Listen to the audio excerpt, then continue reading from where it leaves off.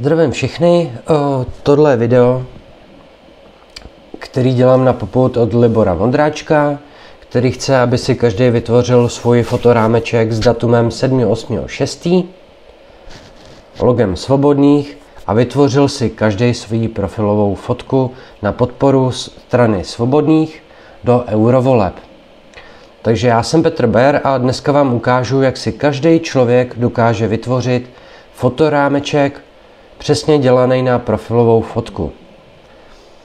Takže tady vidíte můj webový prohlížeč, když se ho rozkliknete a zadáte tady tu zvýrazněnou adresu www.photopea.com, tak se vám ukáže přesně tato obrazovka. Je to obdoba online Photoshopu, který je zcela zdarma a dokáže to samé co Photoshop.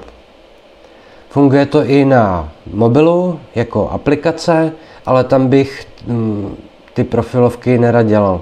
Takže pro vás mám tady speciálně udělaný videonávod na Photopeu na webovém prohlížeči. Tak teď přejdeme na to, jak se vytvořit ten hezky viditelný profilový obrázek na Facebooku s tím rámečkem Svobodní do eurovoleb, kde je tamto datum. Takže první krok je, rozkliknete si nový projekt. Teď se vám tady ukáže tato obrazovka. Pro vás je důležitý, že si tady na šířce pod tím nový projekt rozkliknete vlastně to políčko a dáte tam hodnotu 2048. Tyto pixely tam necháte. Výška to samý, 2048. A to je všechno, co řešíte. Pozadí necháte bílé a dáte levým tlačítkem, klikem vytvořit. Teď se vám tady ukáže vlastně tohle pracovní prostředí. A to je pro vás to nejhlavnější. To je přímo dělaný rozměr na profilovou fotku na Facebooku. Tak, já si teďka tady rozkliknu složku a vyberu si ten rámeček. Ten si vložím tím, že podržím levý tlačítko myši, hodím to do toho pracovního prostředí. A teď to potřebuji rozšířit přesně do toho pracovního pole. Takže podržím levý tlačítko myši a roztahuju ten obrázek přesně do levého horního rohu.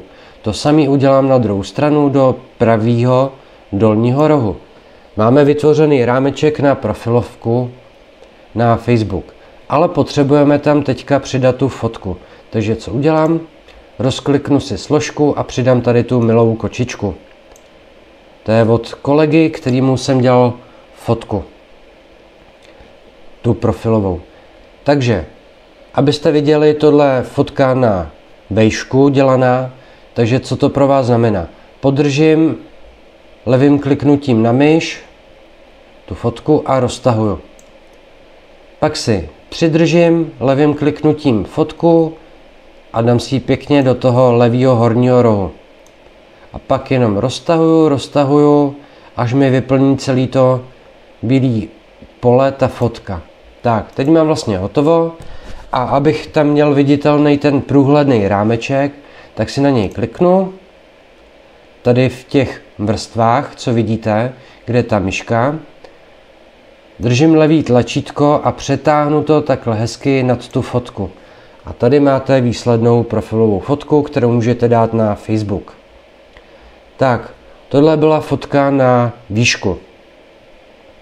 To já teďka schovám a z té složky si přidám svoji osobní profilovou fotku. Vidíte, že je menší než ta předchozí, protože je dělaná v rozměru 400x400 pixelů. Čili je to přesně dělaná fotka na profilovou fotku na Facebook, LinkedIn a další tady ty Instagram, YouTube. Jakoby sociální sítě a tak. Takže co udělám? To samý. Kliknu na levý tlačítko, dám to do levého horního rohu, roztáhnu pěkně na to bílé pole a teď vidíte, že mám hotovou vlastně svoji fotku na tom pracovním prostředí. A teď se budeme zase opakovat.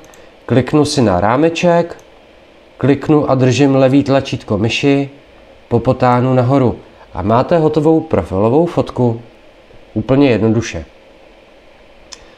Takže to schovám a teď přidáme ze složky tady fotku od kolegyně, která je dělaná na šířku. Samozřejmě ne každý má přesně daný rozměr profilovky a chce si to upravit.